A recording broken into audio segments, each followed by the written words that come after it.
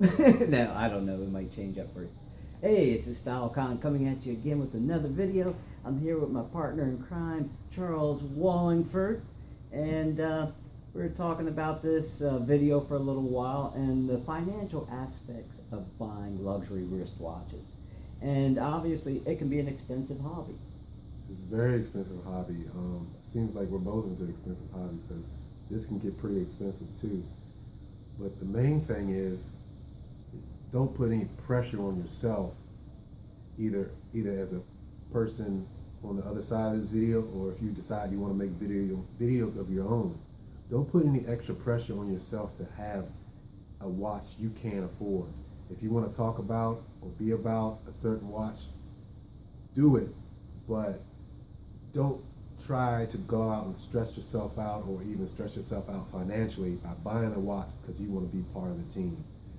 It is a small minority of us that actually can afford to buy a $500 watch. Believe it, a $500 watch. There's not a lot of people wearing them. A $1,000 watch. There's even less people wearing them. $5,000 watches, even less. So you already, by watching these videos and watching StyleCon, watching me, you're already part of a minority and you're already part of the family. So don't go so far as to spend money that you can't afford. Then you'll be sorry one way or another. Or maybe you might, I'm not going to say buy a fake one. Yeah, you don't want to buy a fake one, especially if you're going to wear it around me. I will blow you out the water. Unless you tell me it is a fake, I have no problem with that. But if you're trying to perpetrate a fraud by saying that it is a legit, and then I'm looking at it and go, no, it's not. Don't do that. But even with that, the financial aspect, say the average medium family income in the United States is between $50,000 to $70,000.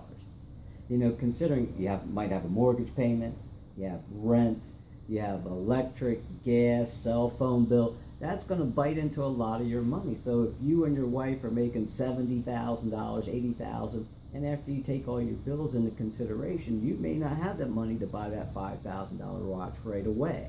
I mean, at one time I used to buy one watch a year, and I usually, stay around the $5,000 to $10,000 to $15,000 range. I got lucky; my son got a free scholarship, and needless to say, I didn't have to worry about paying for his college. So, needless to say, when you have kids, that brings another aspect into the game. So sometimes I'm paying for braces right now. right there, one of those expenses. So, getting into this hobby can be very expensive, especially if you don't watch your money, because as a grown man, lucky for me, my kids are grown, but needless to say, when they were younger, it was a little bit harder to do this. I didn't have the expendable cash. Yeah, look at it like this also. You can go out, get yourself a $5,000 watch. You can go get a nice Rolex Submariner for around that price, all right? Or something along those lines. But does that mean you won't be going on vacation? Does that mean that your kids won't be wearing the right clothes or anything like that? You need to watch that. And on a video I'm going to put out, or I have put out, depending on when you watch this, I talk about where you're going to wear your watch next. Now you got this $5,000 watch. You have no place worthy of wearing it. Yeah, that could be another case too. But with any of this stuff Charles and I are talking about, you just got to know your limitations, as Clint Eastwood would say, because it can be an expensive hobby. And like Charles, I told him I'm thinking about going down in watches, but I want to buy stuff that has some significant meaning horologically. Like he just picked up that new Bulova, Precisionist. Now that has some horological significance by the way that it's built. So needless to say, you can start off small, work your way into it, and remember that you got other expenses. God forbid the water heater goes out, you got a leak in the roof that you need somebody to come out and fix. That can eat your watch budget up. So take care of your bills first, your family first, and whatever extra money you have, then go out and buy your watch or save up for it.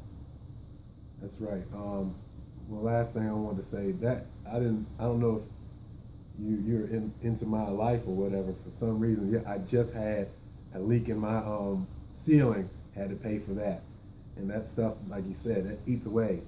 So don't stress yourself financially with this stuff. And you don't have to have an exorbitant, expensive watch to be a part of this club. Like I said in the very beginning, there's not a lot of people who know your knowledge and have what you have. And then on top of that, if you were to go out, perfect example, if you were to go out and buy yourself a Brigade, the Brigade Type 20, we were talking about that. A lot of people have no idea what that watch is. They don't know the difference between my Bulova Precisionist Wilson between that Brigade Type 20. And it's a humongous price range difference. They have no idea. So that's the other part too to think about. I'm going to agree with Charles. I'm going to leave it on that note once again. As a Style Con, I'd like to thank Charles for being in this video with me, and I will see you in the next one. See you in the next video.